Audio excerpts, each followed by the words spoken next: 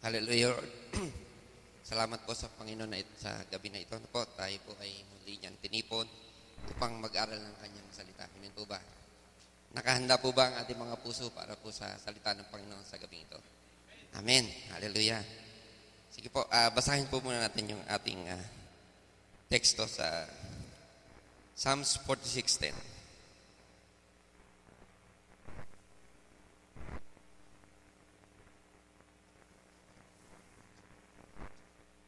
Yan po.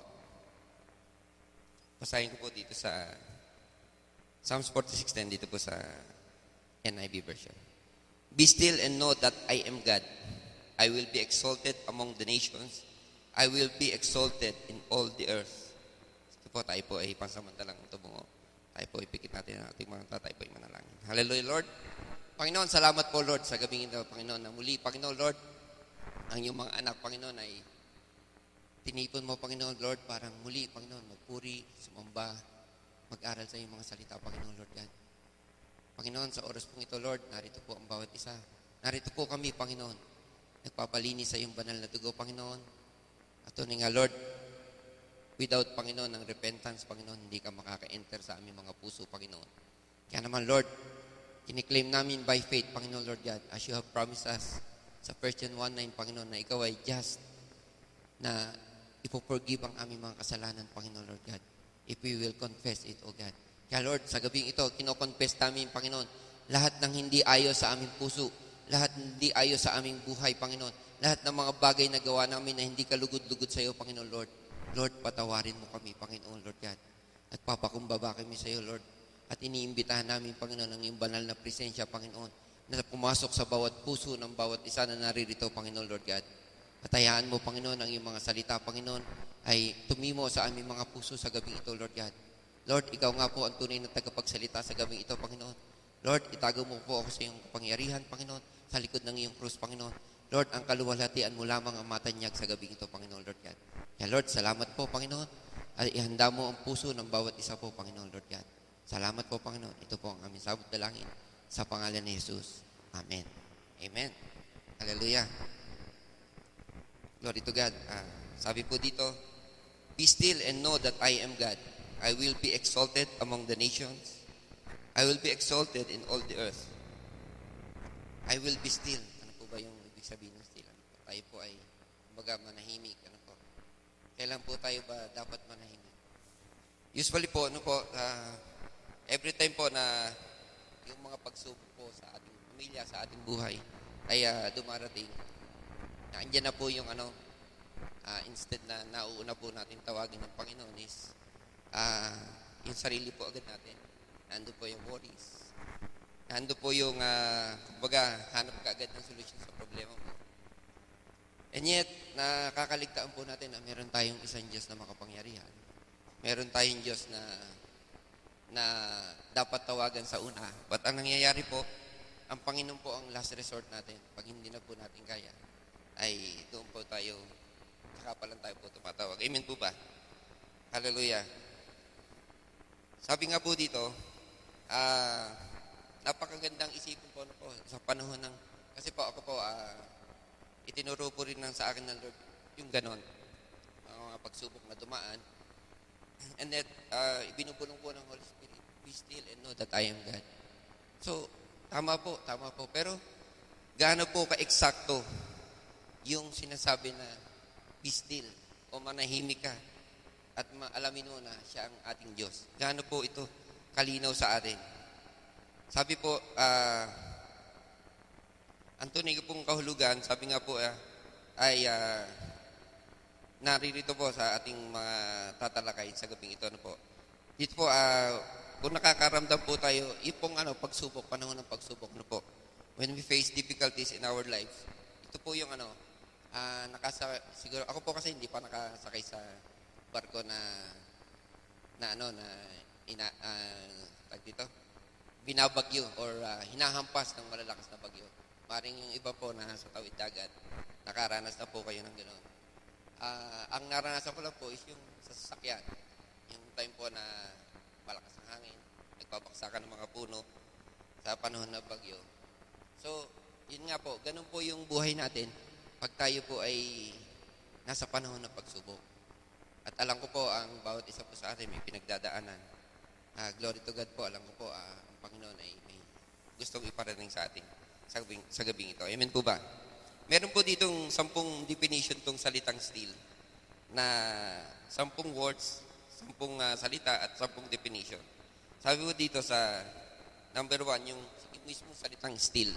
Ano po ba daw ito? Ibig sabihin po, this is ang message po niya, ang definition po niya, free, not or turbulence or untroubled.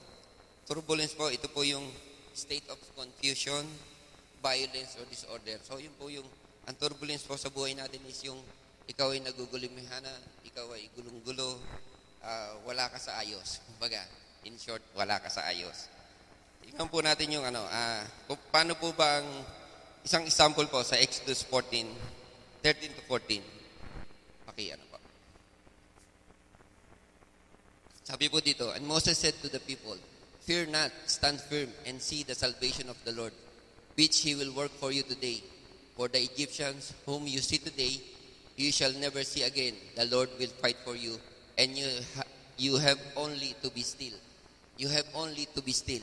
Yun po ang utos ng Panginoon sa atin. Ang Israelite po, nung panahon po na tumatakas sila galing Ehipto, kasama po si Moses, ay ganyan po ang nandiyan na po yung takot sa kanila dahil hinahabol po sila ng mga chariot ng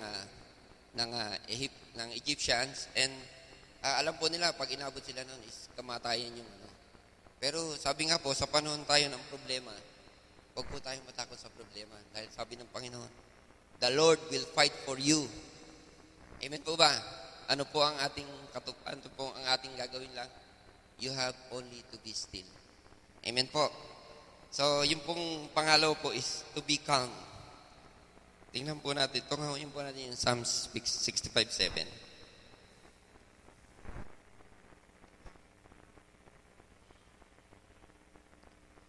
Sabi po, ang calm ay ito po yung a period or condition of freedom from storm, a state of tranquility. To be calm does not mean that the storm is no longer all around us. Kapag sabi nga po, yung maging kalmado ka, hindi po ibig sabihin sa panahon ng bagyo wala na yung bagyo. Nandiyan pa rin po yung bagyo. Ang sabi lang po dyan, maaring humahataw pa po yung bagyo, but ang sinasabi po ng Panginoon dito, hindi mo naman sasabihin na wala na yung bagyo. Parang hindi po literal na gano'n. Kundi ang sinasabi po ng Panginoon is, dapat po, yung epekto ng bagyo wala sa'yo. Kaya po sa problema, sabi nga po pagka po kasi tayo, may problema, naapektuhan tayo. Nakakalimutan na natin tumawag sa Diyos. Amen po ba? Nangyayari din po sa akin yun. Glorify your name, Lord. Hallelujah. At sabi nga po yan sa Psalm 65:7, who by the strength has established the mountains, being girded with might. 65:7, kuya. 65:6. Ayan, na nagpapatigil ng hugong ng mga dagat, ng hugong ng kanilang mga alon at ng kaingay ng mga bayan. Ito ngayon din po natin sa Mark 4:37-40. Dito po kung saan nirebuke po ng Panginoong Hesus yung mga apostol at saka yung bagyo po sa dagat. Sa Mark 4:37-40.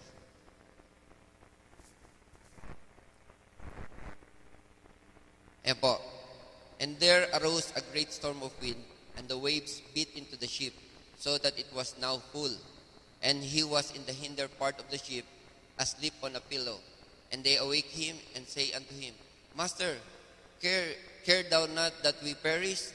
And he aroused and rebuked the wind, and said unto the sea, Peace, be still. And the wind ceased, and there was a great calm. And he said unto them, Why are you so fearful? How is it that you have no faith? So narito po, nakikita po natin dito na ito po yung panahon na binabagyo tumawid po ang Panginoon kasama ang 12 apostol. Binagyo po sila sa karagatan. So, nung time po na yon, marami na pong miracle na nare-receive ang mga apostol, nakikita sa Panginoon.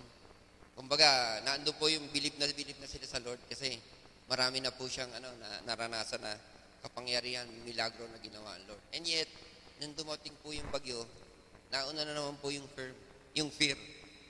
Kaya samantalang ang Panginoon, mababasa po nga natin dyan, natutulog lang po doon sa isang sulok nung bangka. At ginising po siya, at yun nga po, ang ginawa ng Panginoon is sinaway po yung dagat, at sabi nga po ay tumahimik yung dagat. So pinapakita po dyan na tayo po bilang mga Kristiyano, tayo po, sabi nga po, ay kaisa tayo ni Kristo. Buhat nung makipag-isa tayo kay Kristo, kung anong meron po ang Panginoon, meron din po tayo. No?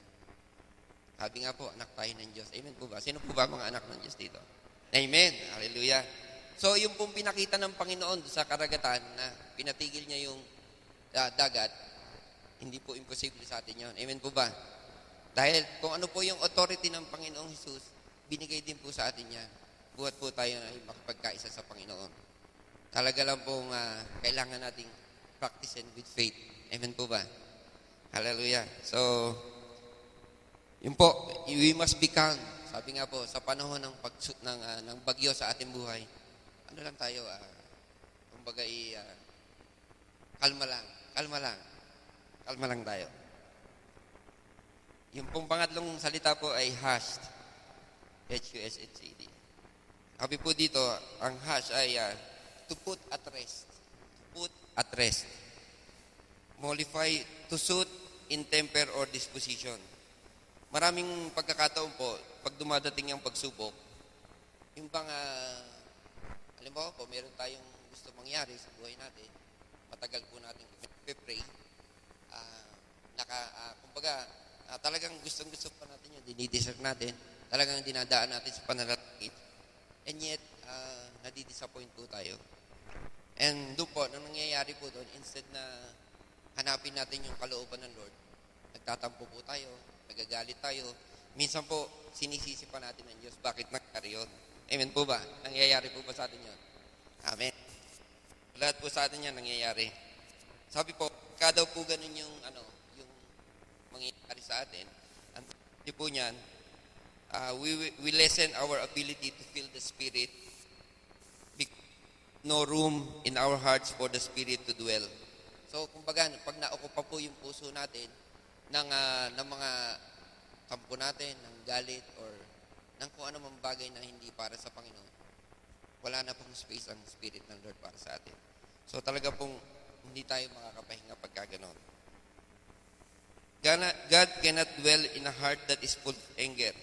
It is when we learn to put at rest our complaints and cast our burdens on the Lord, to hush our cries and wait upon Him. So sabi po sa Matthew 11:28, cast all your care upon Jesus. Sabi niya, come to me all who labor and are heavy laden, and I will give you rest. So yun po ang pamantayan ng Panginoon. Come to me, all who labor and are heavily laden. Ibigay lang po natin sa Panginoon. Give them all to Jesus. Sabi po dun sa isang kanta, give them all to Jesus, and He will turn your sorrow into joy. Amen po ba? Hallelujah. So, we must be hushed. At sabi nga po, kung panahon po na tayo po ay, sabi nga po, nandun yung pagtatampo, nandun po yung marami kang bagay na hindi natupad. Gaya po na nangyari sa akin. Gaya po ng patotoo ko sa inyo nung Friday nga po.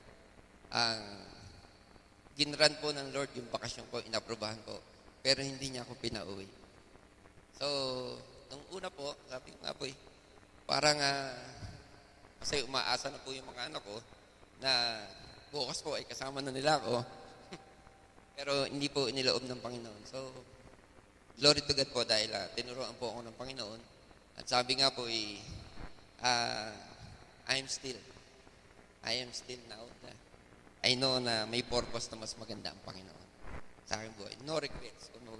Walang pagtatampo, walang pagsisisi, walang kung ano man po. Kundi, sabi nga po, tuloy lang sa Lord. Dahil, yun nga po, nung pinaumagahan po na after po nung prayer meeting nung gabi, kinumport po ako ng Panginoon. Napakabuti po ng Panginoon dahil paano po niya ako kinumport? Ginising po ako ng tawag ni Kuya Luger. And then, pagkatawag pong ganyan, tinawagan po agad siya. Miss ko lang po kasi. So, tinawagan ko siya. Nando po yung excitement para gampanan ko yung pinagagawa ng Lord, ang maging transporter. And then, tinawagan ko po si Kuya Bong, paki-ready mo si Kuya Danilo para mapuntahan natin. And the last po is yung mga tiga Amaria po, nakaka2 kilometro na silang nilalakad. Hinalubong na po nila ako. And hindi ko po napigil. Napangiti po ako. Nandun po yung tuwa. Nasabi ko, Lord, salamat kasi ito pala yung bakit niyo mo ako pinauwi. Sabi nga po talagang ang Panginoon, mabuti po. Pagka po may pinapagawa ang Panginoon sa atin, go lang po tayo, go. Dahil sa Panginoon po, hindi tayo ipapahamak lang. Amen po ba? So, kahit po yung pamilya ko, na-comfort ko. Sabi po sa pang-apat, number 4, have to be peaceful. Ang ibig sabihin po ng peaceful is untroubled by conflict. So, untroubled by conflict. Devoid of violence or force. Sometimes when difficulties arise, we allow the anger and frustration from those trials to push us into violence, or we try to force our will upon the Lord. So, mas malala po ito dun sa unang binanggit natin na hash. Kasi po ito, will bring us to violence. So, sa atin po mga Kristiyano, wala na po ito, yung gagawa po ng mga violenting bagay. Dahil ang Panginoon po natin ay pinananan po tayo ng Espiritu ng Diyos. Kaya, alam ko po, walang puwang po sa atin ang mga bagay na ito. Sabi po sa John 14:27, kuya. Sa Tagalog natin. Sabi po dito, ang kapayapaan ay iniiwan ko sa inyo, kapayapaan na binibigay ko sa inyo, hindi gaya ng ibinibigay ng sanlibutan, ang ibinibigay ko sa inyo. Huwag magulumihana ng inyong puso, ni matakot man. So, tayo po bilang mga Kristiyano, nakipagkaisa po tayo sa Panginoong Jesus, antimano po, meron tayong kapayapaan sa puso natin. So, ang kailangan lang po natin is i-practice po natin to sa buhay natin. Amen po ba? So, we must be peaceful during the times of difficulties. Ano lang po? Kalma lang, kalma. Amen po ba? So, sa pang-5 po is placid. Sabi ito, placid. Placid serenely free of interruption or disturbance. We can learn to be still as we pray, read scripture, go for a walk, meditate, or give ourselves time to ponder free from interruption or disturbance. This not allows us to communicate with our Heavenly Father. It allows our Heavenly Father to communicate with us. Kumusta po yung ating devotion? So, ito po ang sinasabi ng Panginoon. Alam niyo po yung Placid, yung meron pong pelikula na Placid Lake. Ito po yung lake na kumbaga walang alon, napakatahimik po, napakatahimik. Ito po yung Placid na sinasabi. So, ganun po tayo sa Panginoon. Sabi po sa Psalms 23, 1 hanggang 2, kuya. Ito po yung nais ng Panginoon sa atin. Ano po? Sabi ito po dito, ang Panginoon ang aking pastor, hindi ako mangangailangan. Kanyang pinahihiga ako sa sariwang pastulan, pinapatnubayan niya ako sa siping ng mga tubig na pahinga. At sa English po, the Lord is my shepherd, I shall not want. He makes me lie down in green pastures. He lead me beside still waters. So ito po yung still waters, ito po yung placid. Kumbaga, still, tahimik na tahimik. So ganyan po tayo pagka panahon po ng pagsubok, kung tayo po ay tahimik sa Lord. Kumbaga, nanalangin po tayo, hindi po yung puro reklamo tayo sa Lord. Pakinggan po natin yung sasabihin ng Panginoon sa atin. Dahil literally po, si Pastor na personal po, literally nangungusap po ang Panginoon sa atin sa pamamagitan po ng maliit na tinig. So, napakapalad po ng bawat Kristiyano na yung maliit na tinig ng Panginoon na yun ay naririnig natin. Amen po ba? So, sa pamamagitan po ng devotion, pagising po natin sa umaga, ano po bang natin yung ginagawa? Tayo po ba ay Facebook agad? Tayo po ba ay kung ano-ano ginagawa natin? Unahin po natin ang Panginoon sa umaga. surely, talagang po yung buong maghapon nyo talagang punong-puno ng kalakasan, punong-puno ng pangungusap ng Panginoon. Amen po ba? Hallelujah. So, sabi nga po, kahit po yung time na tayo po ay puno ng pagsubok, bibigyan tayo ng Lord ng immunity sa mga pain and struggle natin sa buhay. Hindi po natin mararamdaman yung sakit. Gano'n po yung kasakit, hindi po natin mararamdaman. Ako po, alam po ni Pastor to, during yung mga first month ko po dito sa JGCC, alam po ni Pastor yung pinagdadaanan ko. And yet, salamat po sa Lord dahil ito po, nangungusap po siya sa akin.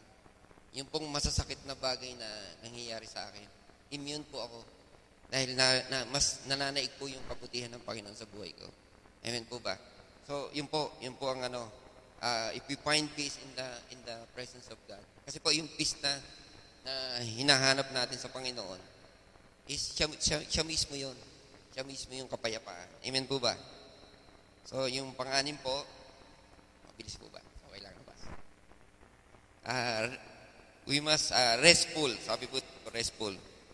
Sabi po dito is, this restful is marked by affording or suggesting rest and repose. Repose. Being at rest. Oftentimes, busyness of life makes it impossible for us to truly hear what God is trying to tell us.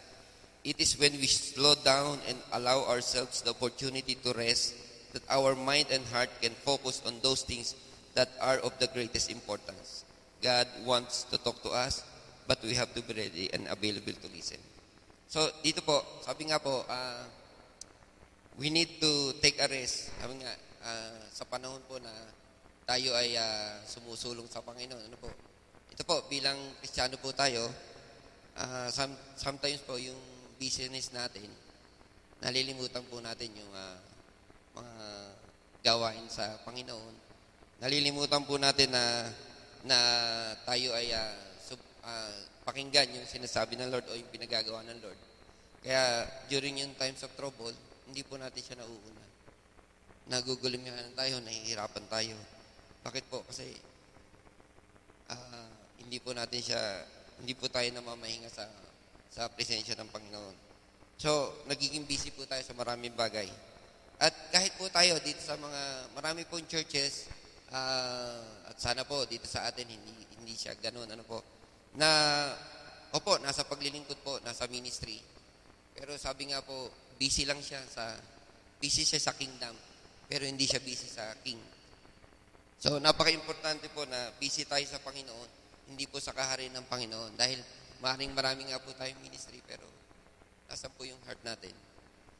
Yun po yung time na pag tayo po ay, kumbaga, dumating doon sa time na pagsubok, sabi nga po, yung lagi nating naririnig na laglag ang bunga.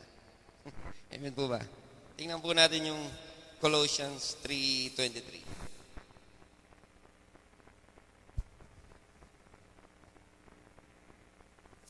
Ano mang inyong ginagawa ay inyong gawin ng buong puso na gaya sa Panginoon at hindi sa mga tao. So yan po, napakalinaw po ng sinasabi ng Lord. Ano po? Lahat po ng gagawin natin pala talaga dapat ay for the glory of God.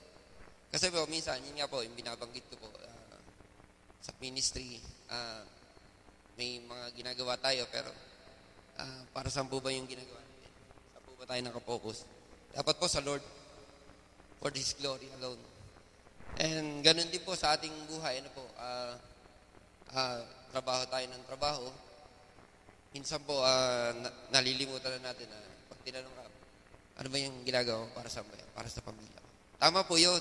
Hindi po maganda yun, pero, maganda po yun, pero mas priority po natin na sabihin na I'm doing it for the glory of God. And the rest po, yung pamilya mo, yung buhay mo, mga kasama mo, trabaho mo, tutuloy po yung kapangyarihan ng Panginoon doon. Kaya nga po sabi sa Matthew 6:33, seek ye first the kingdom of God and His righteousness, and all these things shall be added unto you. So ganun po sa buhay natin. Kung tayo po ay may hinihiling sa Panginoon at may pinagagawa ang Lord, gawin po natin yun, hindi para doon sa minimiti natin. Gawin po natin for His glory. Amen po ba? Hallelujah. So, number 7 po is Serin. sabi po dito, Serene, sabi po dito ng author po, while reading with my children during homeschool, I learned that the sun does not rise and the sun does not set. It is an illusion. So, yun po ang paniwala natin lahat na po na yung araw daw ay lumulubog at yung araw ay sumisikat. Amen po ba? Yun po pala ay isang illusion lamang dahil ang totohanan po niyan, yung mundo po umiikot. At yung araw po na nagre-represent sa Panginoon ay very still, nananatili, nakalagay lang sa isang pwesto. So kaya nga po, sabi, sa buhay po natin, tuwing each turns, sabi po dito, the sun stays still, is steady and bright, and as the earth turns to face the sun, that is when the morning comes. The darkness of night comes when the earth turns away.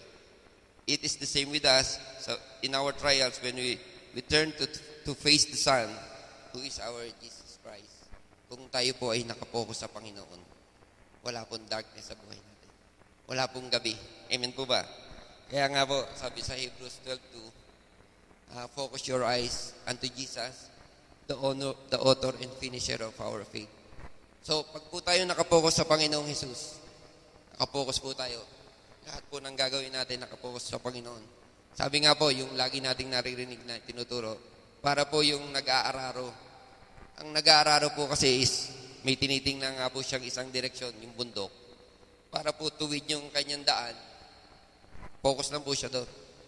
Hindi po siya lingon ng likod. Sa buhay po natin, hindi po tayo pakita-kita dapat sa Panginoon. Kumbaga, nagkaroon lang tayo ng konting lagnat or konting sakit ng ulo, hindi mo na ako atin. Sakit ulo ko. O kaya nagtampo ka, hindi mo na ako atin ngayon. O baka mamaya, hindi ko gusto yung speaker. So, hindi po, dapat po focus tayo sa Panginoon. Panginoon lang po dapat na tinitingnan natin, ang Panginoong Isus. Amen po ba? Hallelujah. So, ang pangwalo po is to be quiet. Sabi po, yung quiet is simply gentle, easygoing. For example po, yung quiet nature. When we are gentle and easygoing, we are more able to hear God's commands. He gently persuades us to love Him and serve others. We are more able to ease our own troubles, and we will carry God's Spirit within us, which will aid us in the burdens of others. So sabi po, basahin po natin yung Hebrews 12:14, kuya. Sundin ninyo ang kapayapaan sa lahat ng mga tao at ang pagkakabanal na kung wala ito'y sino man ay di makakakita sa Panginoon. So yan po, yung pong ibinibigay, we have to be quiet, yung po yung binibigay na kapayapaan ng Panginoon. Gagawin po natin yan kung sino man po yung makasalamahan natin. Dapat po, bilang Kristiyano po is punong-puno tayo ng kapayapaan. Kasi po baka mamaya po ay meron po sa yung lumapit, alam na Kristiyano ka. Sabi niya ang problema ko ay ganito eh. Kapatid, pareho tayo ng problema. Laglag ang bunga. Amen po ba? Be quiet upon the Lord. Basta yung po kapayapaan yan, yun po yung gusto ng Panginoon na lagi tayong meron yan. Ang pang number 9 po is steely. Po daw natin ang problema in a steely manner, in a calm manner. When we approach life and our trials in a calm manner, we are more able to see the bigger picture and outline of plan of recovery. Not only does it allow us to have a clear mind, but it allows us to help calm the fears of those around us. Sa Romans 8:18.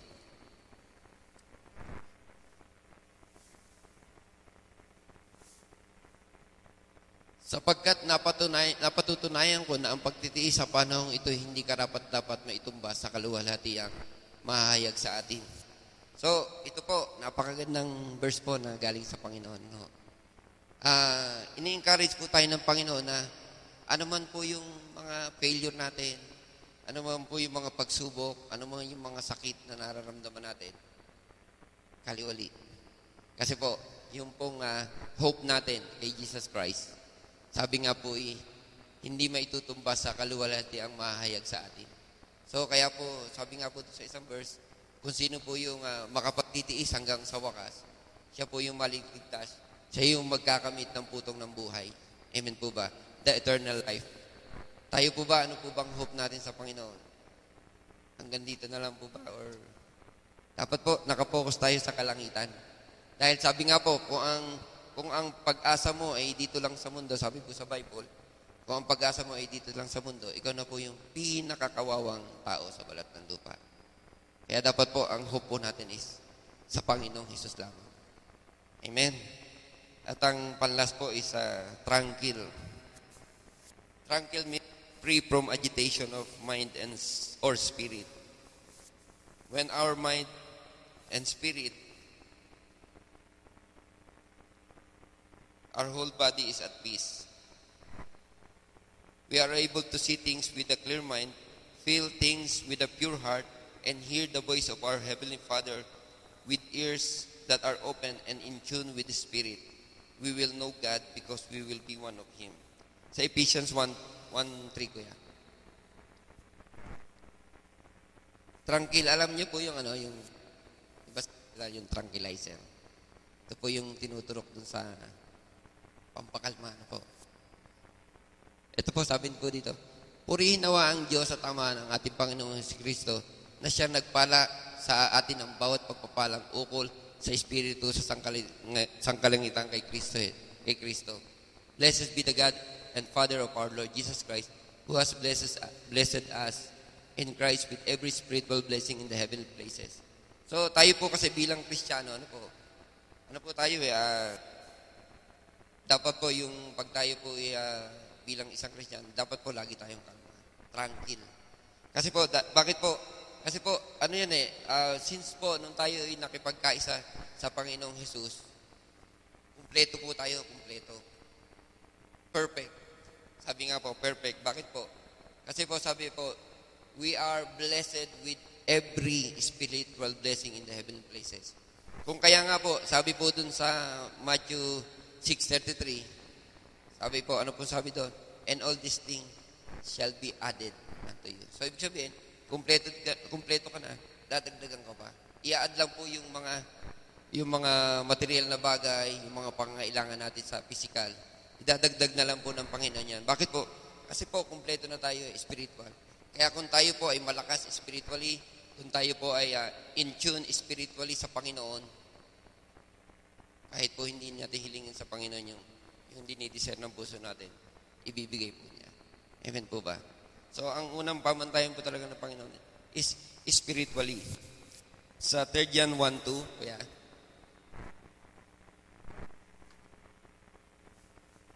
ito po ba yung sinasabi na kaano rin po niyan? 3 John 1:2. Minamahal, aking idinadalangin na sa lahat ng mga bagay ay guminahawa ka at pumuti ang iyong katawan, na gaya ng pagginhawa ng iyong kaluluwa. So, ibig sabihin po, pag tayo nga po, gaya ng binanggit ko po, pag yung soul natin o yung spirit po natin is okay, susunod po yung katawan natin, yung health natin. Amen po ba? So, yun nga po, talagang ang Panginoon mabuti sa atin. Alam po nyo, ito pong 10 words na ito na bigay ng Panginoon sa atin. Still, calm, hushed, peaceful, placid, restful, serene, quiet, steady, tranquil. Kaya po natin lahat to. Bakit po? Sabi po sa John 1:12, tayo po ay, sige kuya, John 1:12. 12.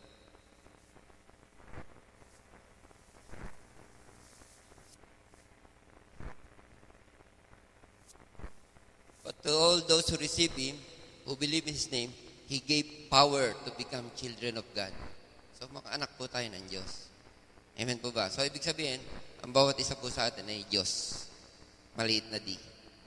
Amen po ba? So, pagka ikaw po ay Diyos, makapangyarihan ka po.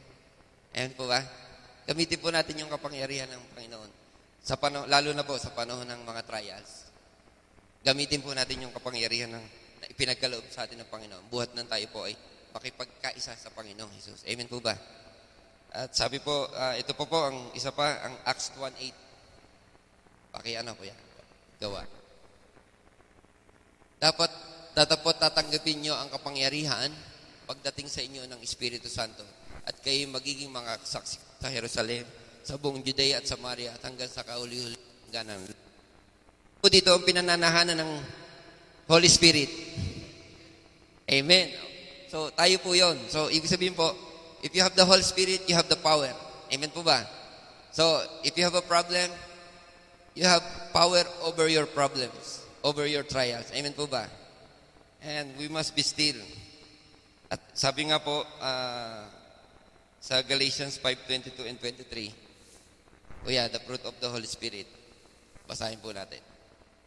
But the fruit of the Spirit is love, joy, peace, patience, kindness, goodness, faithfulness, gentleness, self-control. Against such, there is no law. So ito pong 9 fruits of the Holy Spirit. Ano po yan? Dapat po nating tinataglayan. At pag tinataglay po natin yan, kumbaga, we will be still sa panahon ng pagsubok. At doon po natin masasabi na pag naanya po yung trials, maaring tanungin ka ng tao. Kasi po yung aking misis po, lubos na maalalahanin din. Pag yung po time na tungkol po sa problema, sasabihin ko sa niya, God will provide. God will provide. Ganun ako ng ganyan. Minsan pag ayaw na niyang tanggapin, sabi niya, God will provide. Tapos pag may ibang problema, hindi pera, sabihin ko sa kanya, God is in control. God is in control. Laging ganun ako. Pag ayaw niya pa rin tanggapin, yun nga po, dahil ako po, minsan po yung mga problema, wala naman po ako nakikita na literal na magiging solusyon. Sa sariling lakas po, wala ako nakikita. So, ang sinasabi ko po sa kanya, kumbaga wala na ako may sagot sa kanya, be still and know that He is God. Yun na lang po yung sinasagot ko sa miss ko. Kaya tayo po, ano man po yung pagsubok na dumating sa buhay natin, be still and know that He is God. Amen po ba? So, glory to God po sa kanya sa gabing ito.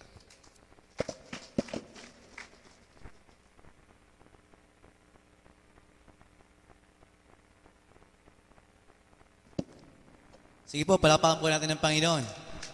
Amen? At balik po tayo sa ating verse. Sabi po doon, be still and know. Asan yung English? Kinanta natin kanina, di ba? Ano yung sabi ng kanta niya? I will be still and know you are God. Amen? Sabi ng Panginoon sa buhay natin, mga kapatid, be still and know that I am God. I will be exalted among heathen. And I will be exalted in the earth. Amen? Alam niyo po ba sa buhay natin, mga kapatid, kapag tayo ay umaasa sa Panginoon, tayo ay tumayo para sa Panginoon, mga kapatid, at tayo ay kinikilala natin ang Diyos sa buhay natin, mga kapatid, natataas ang Diyos sa buhay natin. Sabi mo sa tabi mo, glory to God. Amen? Everything sa buhay natin, mga kapatid, kapag tinatayuan natin ang pananampalataya natin sa Panginoon, mga kapatid, napaparangalan natin ang Diyos sa buhay natin. Amen po ba? At nais ng Panginoon sa buhay natin, laging mataas ang Diyos sa buhay natin.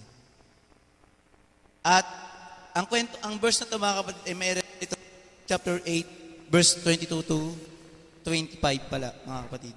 Kung saan, dito pinatunayan ng Panginoon sa buhay natin, kung kailan niya sasabihin na, oops, magsitigil kayo. Amen? Ano sa buhay natin, mga kapatid, sabi doon sa Luke 8:22, dito ko nakita kung paano kumilos ang Panginoon sa buhay natin, mga kapatid. Sabi doon, nangyari nga sa mga araw na yon na siya'y lumulan sa isang daong siya at ang kanyang mga alagad. At sinabi niya sa kanila, magsitawid tayo sa kabilang abayo ng dagat-dagatan. Amen? May paanyaya ang Lord. Sabi ng Lord, magsitawid tayo, mga kapatid. Sino yung katatawid lang galing Pilipinas? Ayan, welcome back, ate. At maging ang bawat isang narito, mga kapatid, tayo nang galing ng Pilipinas, mga kapatid. Amen po ba? Sino mang di galing sa Pilipinas dito? Lahat tayo, mga kapatid, tayo tumawid ng bansa rito, mga kapatid. Amen? At maraming bansa ang ating tinawid para lang pagsamasamahin tayo ng Panginoon. Amen? At sabi dito, at sila'y nagsitulak. Datapat samantalang sila'y nanglalayag, ang Panginoong Hesus, siya'y nakatulog. At bumukso ang isang unos ng hangin sa dagat-dagatan. At sila'y nangatigib ng tubig at nangasa kapanganiban, mga kapatid. Amen? Alam niyo, mga kapatid, sa pagsunod sa Panginoon, Amen? Kailangan natin forward. Sabihin mo sa akin, forward. Amen? Wala, sabi nga, forgetting what lies behind. Wala nang titingin sa likod. Amen? Sabi mo sa akin, wala nang titingin sa likod. Amen? Tapos na ang nakaraan. Pero mga kapatid, may pinapatahak ang Lord sa buhay natin. Amen? Sabi mo sa katabi mo, may plano ang Diyos sa buhay natin. Amen? Bagamat yung plano ng Diyos sa buhay natin, mga kapatid, sabihin nyo nga po, may purpose ang Lord. Yung purpose ng Lord, mga kapatid, tinan niya, pinatawid niya yung mga disciple, di ba? Nang pinatawid niya, tinulugan sila ng Lord. Sabi na, pambihira naman ng Lord, oh. Tinulugan pa kami. At habang natutulog pa, mga kapatid, ang nangyari pala, inalaw ng Lord na magkaroon ng isang bagyo. Amen? Ano sabi doon? Balik tayo sa 23. Sa Biblia, ang binabasa ko, maganda yung sinabi. Sabi nito, nang sila'y naglalayag na, nakatulog si Jesus, bumugso ang isang malakas na unos. Unos. Amen? Bumugso. Amen? Sa buhay natin, mga kapatid, dumarating ang mga malalakas na unos. At ang malalakas na unos, mga kapatid, expected ba or unexpected? Unexpected, di mo inaasahan. Di ba, biglang may tumawag, Papa, Papa! Amen? May biglang tawag, mayroong biglang balita, may biglang pangyayari, mga kapatid. Hindi mo inaasahan. Pero ang sabi ng Panginoon, kagaya ng verse na pinag-aaral, be still. Amen? Kaya dito, ito pa, bukod sa dumating na yung malakas na unos, at ang bangka ay pinasok ng maraming tubig, kaya nilagay sila sa panganib. Panganib. Mga kapatid, may danger daw. Amen? May panganib. Sino nakakaranas ng panganib sa buhay? Mga kapatid, kung sino man sumusunod sa Panginoon at napapanganib ang kanyang buhay, alang-alang sa pagsunod sa Panginoon, mga kapatid, may pangako ang Diyos. Amen po ba? Sino po ang handang mailagay ang kanyang buhay sa panganib, alang-alang sumunod sa Panginoon? Amen? And right now, even here, mga kapatid, nandito tayo para sa Panginoon. Amen? Sapagkat sabi ng Panginoon, sino mang ikahaya ang anak ng tao sa lupa, ikakahaya rin sa langit. Amen? Maraming mga tao ngayon, kapag sinabi ang pagsunod sa Diyos, sabi ng Lord, tara, tayo sumama ka sa akin. Pag alam ng panganib, ay, teka lang. Aham. Sabi mo, pumuntahan. Saudi Arabia? Naku, bawal ang gawain dun Amen? Marami akong narinig na ganyan Nasa Pilipinas, meron pang sa Facebook sinasabi, wina-warningan tayo, o kaya sinasabi, pinapalahanan tayo. Minsan sinagot ko, ikaw ba ay concern o takot? Amen, sinasabi nila, mag-ingat kayo dyan, tumigil kayo dyan, tinitigilan, pinapatigil nila tayo. Amen, sometimes mga kapatid, at hindi sometimes, most of the time, sa pagsunod natin sa Panginoon, may panganib na nangyayari. Pero ang pangako ng Panginoon, sabihin mo sa katabi mo, nothing will harm you. Hindi tayo pababayaan ng Lord. Amen? Bagamat nangyari sa mga disciple na pinasok ng unos, nalagay sila sa alanganin. Pero itong nais ng Diyos sa buhay natin. Tignan niyo sa sumusunod na verse. Ano po sabi? Sa verse 24. At sila'y nangagsilapit sa kanya at siya'y ginising na nagsasabi, Guro, tayo mga mamatay. Amen? Ito yung tinatawag na lumalapit na may takot sa Diyos. Ibang takot. May pangangamba. Pero nasa Lord sa buhay natin, mga kapatid, pag lumalapit tayo sa Panginoon, may pananampalataya tayo. Amen? Sabi mo sa akin, have faith. Amen? Sino may pananampalataya sa Panginoon? Amen? Kaya sabi dito, nakita ng Panginoon na alalang-alala. Amen? Sabi dito, at siya'y gumising, at sinaway ang hangin, at ang galit ng tubig, at nagagstigil, at tumusay ang panahon. Amen? Sabi rito sa 24, Guro, lulubog na po tayo, sabi nila. Bumangon si Jesus at sinaway ang hangin, at ang nagangalit na mga alon, at ang himik na mga ito, bumuti ang panahon. Sa verse 25, tinanong niya sila, nasaan ang iyong pananalig? Amen? Mga kapatid, nais ng Panginoon, ano man ang pinapagawa sa buhay sa atin ng Panginoon, mga kapatid, napakalaga na tayo lagi may pananampalataya. Amen? At sa pamamagitan ng pananampalataya, mga kapatid, malulugod ang Panginoon. Sabi ng Hebrews 11:6, it is impossible to please God without faith. Amen?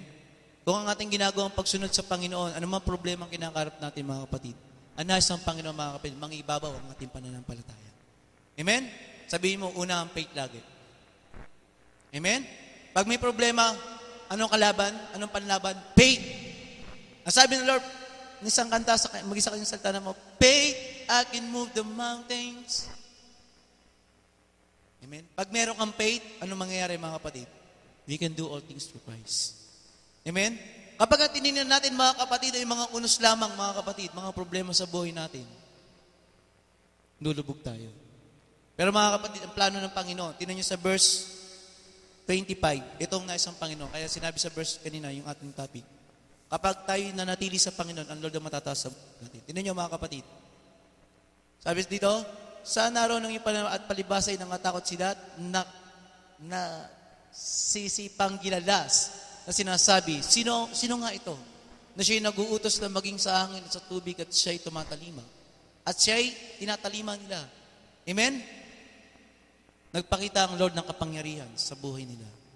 Sino pong nais magpakita ang Lord ng kapangyarihan sa buhay nila? Sinong nais maranasan ng kapangyarihan ng Diyos sa buhay natin? Amen? Ang nais ng Panginoon sa ating mga kapatid, yung ating topic, be still. Amen? Sabi mo sa katabi mo, be still. Pag tinayuan natin, mga kapatid, ang mga unos sa buhay natin ng pananampalataya, mga kapatid, sabi mo sa katabi mo, gagawa ang Diyos. Amen. May kaparaanan ng Diyos. Amen? Lagi may kaparaanan ng Diyos. Hindi mawawala na kaparaanan ng Diyos sa buhay natin. Amen? Amen? Walang aksidente sa Panginoon, mga kapatid. Lahat ng bagay sa buhay, plinano ng Diyos. Sabi mo sa katabi mo, may plano ang Diyos. At yung plano ng Diyos na yan, mga kapatid, ipaparanas ng Lord yan. At bawat pagpaparanas ng Panginoon na kanyang plano sa buhay ng bawat isa, matataas siya sa buhay natin. Amen. Kaya sabihin natin, glory to God. Palakpakan natin ang Diyos na buhay. Hindi po tayo tumayo. Napakaganda po nung mensahe ng Panginoon. Praise the Lord. Meron lang po akong itatanong sa inyo lahat. Sino po dito yung ginugulo ng panahon? May naggugulo sa kanya na tao? Maging honest lang po tayo, mga kapatid. There is a message of God tonight. Once you receive this message of God tonight, the first revelation of the Lord, God's protection will be with you all through your life. Sino po yung mga may nanggugulo sa kanya? Amo mo, kasama mo sa trabaho, sometimes mahal mo sa buhay, sometimes dati mong kaibigan, sometimes dati mong kasamahan sa church, kuminsan.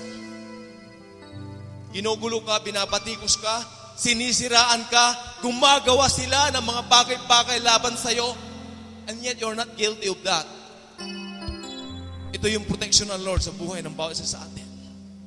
And this is the very message of the Word of God tonight. In Psalm 46 verse 10.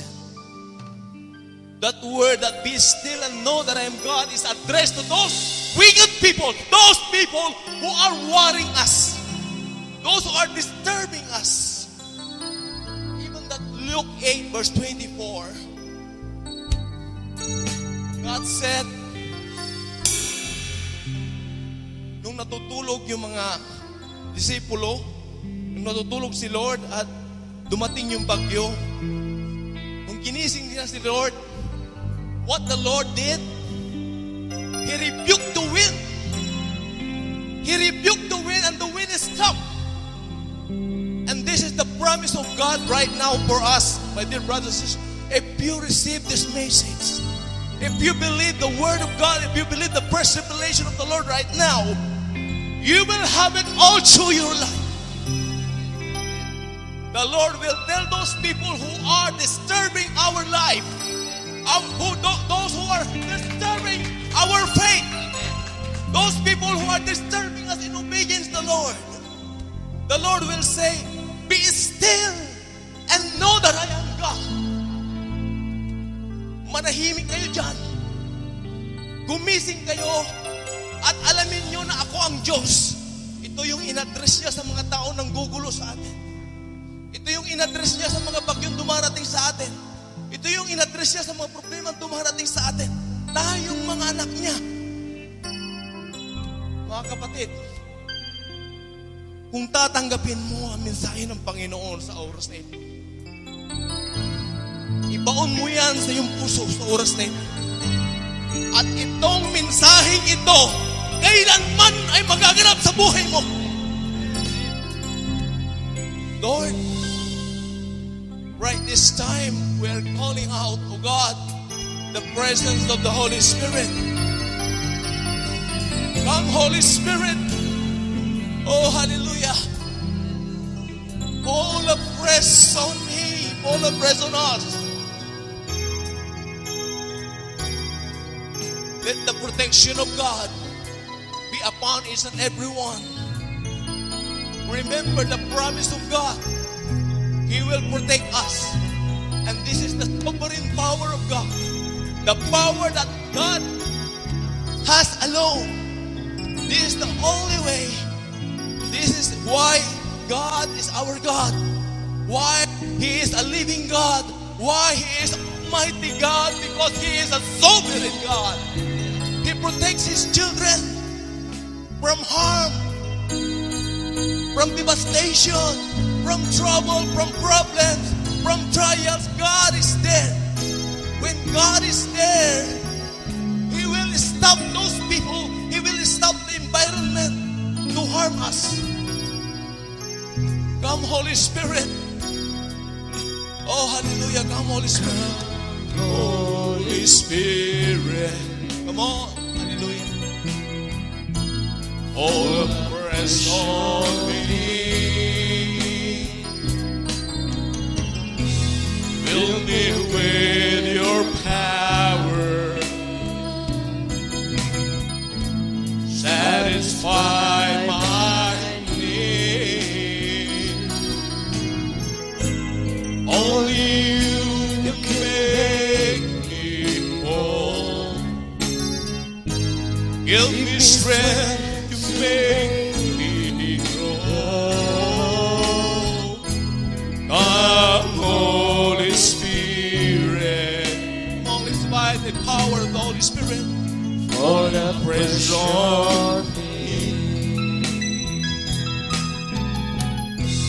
Come, Holy Spirit. For the presence of me. Fill me with your power. Satisfy my need. Only you can make me whole. Give me strength to make me whole. Come, Holy Spirit. For the presence of me. Only you can make me whole. Give me strength to make me grow. Come, Holy Spirit. For the presence of me. Come on, the Spirit's move. Spirit, move in this temple. Spirit, move in my life. Come on, when the Spirit is moving through your life, there is God's protection. Spirit, move. I am here. Spirit, move in this temple. Spirit, move in my life. Spirit, move. I am calling. Spirit, move.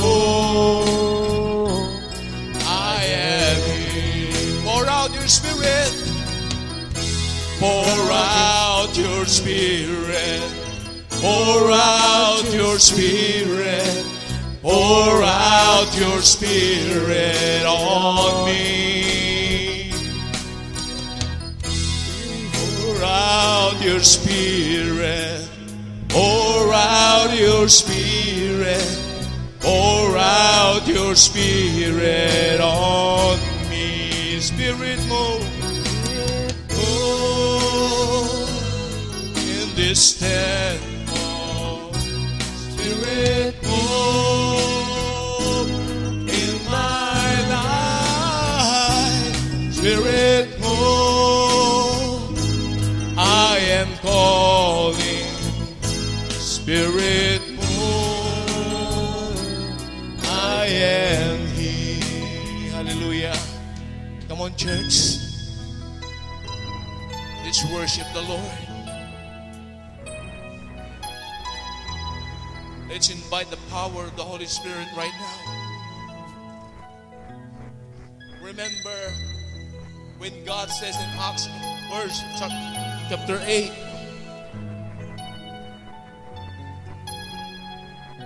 His empowerment will come upon you.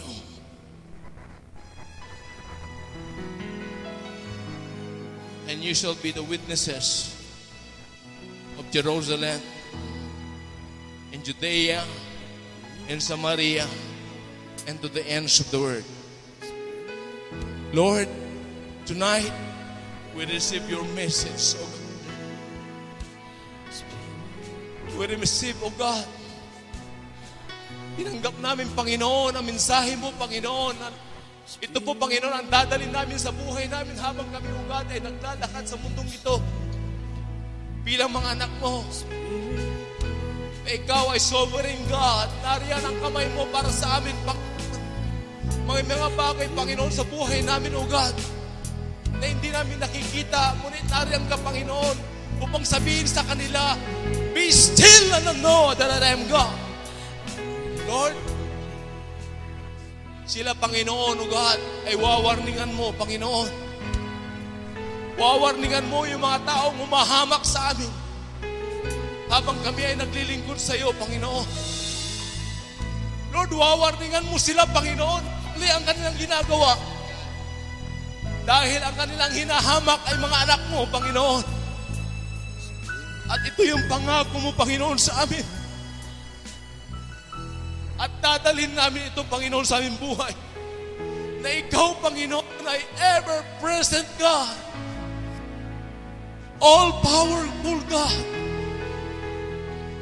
All-knowing God sa buhay namin. Kaya mong gawin. Maging ang hangin ay kaya mong lugat na pahintuin.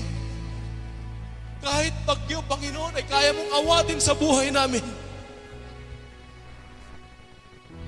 Kahit yung mga, Lord, mga silent killer ng buhay namin, Panginoon. Yung mga tao, Panginoon, na, Lord, mayroon silang hidden agenda sa buhay namin. Panginoon, kaya mo silang pigilan, Panginoon. Kaya mo silang warningan, Panginoon. Ito, Panginoon, yung dadalhin namin na mensahe mo, Panginoon, sa gabing ito. Ikaw ay Diyos na nagbabantay sa amin. Hindi ka magpapabaya sa amin, Panginoon. Lord, tinanggap namin, Panginoon, ang sariwang kabayagan mo sa gabing ito, Panginoon. Na ikaw yung bahala sa buhay namin habang kami sumusunod sa iyo. Lord, maraming salamat. Maraming salamat, Panginoon. There will be no chance of winning for those people who are making problem over our life. Walang katagumpayan ang mga taong umahamak sa atin habang ikaw ay sumusunod sa Panginoon. No way! Wala silang katagumpayan.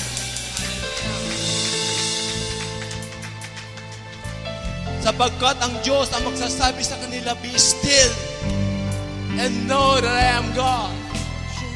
Even them, that day, that moment, that time, They will recognize our living God, our mighty God, na pinaglilingkuran natin, na tayo ang kanyang mga anak. Remember the life of Saul in Acts 9. Nung sabi ng Panginoon, Saul, Saul, ba't mo ko pinag-usig? Sabi ni Saul, Lord, paano kita inuusig? Dahil inuusig mo ang aking mga anak, inuusig mo rin ako. And ito yung protection ng Lord, mga kapatid, sa atin. Ano man ang ginagawa ng mga taong umahamak sa atin, habang tayo ay sumusunod sa Panginoon, inahamak nila ang Diyos, hindi tayo, mga kapatid. Kinakalaban nila ang Diyos, hindi tayo. Lord, salamat, Panginoon. Salamat, O God. Salamat, O God, sa iyong banal na mensahe. Patuloy ka namin, Panginoon, na pupurihin, O God, sasambahin. Pasasalamatan, Panginoon, O God. Amen. Sapagkat, Lord, ang bihira, Panginoon, yung protection mo sa amin. Grabe, O God, yung pag-aalaga mo sa amin, Panginoon. And Lord, tinanggap namin, Panginoon, ang mensahe mo sa gabing ito, Panginoon, sa buhay namin. At ang lahat, ang bawat tao na nakikinig sa salita ng Diyos, na nagko-concentrate sa Diyos, na tumanggap sa banal na salita ng Diyos, ay pinagkaluban ng kapangyarihan ng Diyos. Lord, salamat, Panginoon. Salamat. I pray, O God, na pagpalain mo ang bawat isa, Panginoon. Bless them, O God. Empower them. Patuloy mong katagpuin, Panginoon, ang pangangailangan ng bawat isa. Lord, hindi po kami, Panginoon, mangangamba. Dahil ikaw ay buhay lagi, Panginoon. Ikaw ay gising lagi, Panginoon, na nagmamasid, nagbabantay, nag-aalaga sa amin. Lord, turuan mo ba kami na lumakad, nakasama ka, Panginoon, na magpagamit kami sa iyo, Panginoon, upang manamnam namin, Panginoon, yung pangako mo sa Panginoon sa gabing ito, sa buhay namin.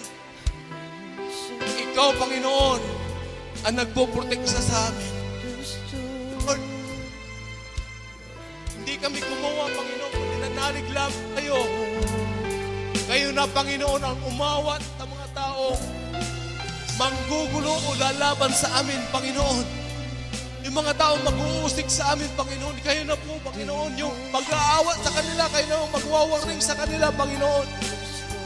Lord, salamat, O God. Hindi lamang yung mga tao na yon, pati yung mga sakit na parating pa lamang sa buhay natin. Sabi ng Lord, be still and know that I'm God. Don't ever touch my children. And this is the promise of God. Kung naniniwala ka at tinanggap mo ang mensaheng ito, galing sa Panginoon, mangyayari ang bawat pangako ng Panginoon sa buhay natin. Lord, salamat, Panginoon, sa gabing ito. Salamat, Panginoon, sa banal mong mensahe. Salamat sa iyong salita, Panginoon, na makapangyarihan sa buhay namin. Ibinabaon namin, Panginoon, sa aming puso ang tinanggap naming sariwang kapahayagan mo, Panginoon, sa gabing ito. At ang lahat na tumanggap ng kanyang banal na mensahe ay magsasabing, Amen.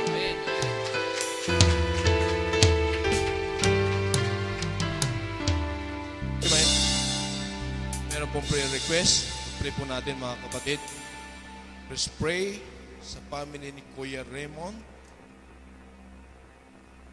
Vera. May panta sa kanilang pamilya. Yes. And this is it. We have already won the victory. Amen. The prayer has been answered. Amen. Praise the Lord. Glory to God. In His name alone. Amen.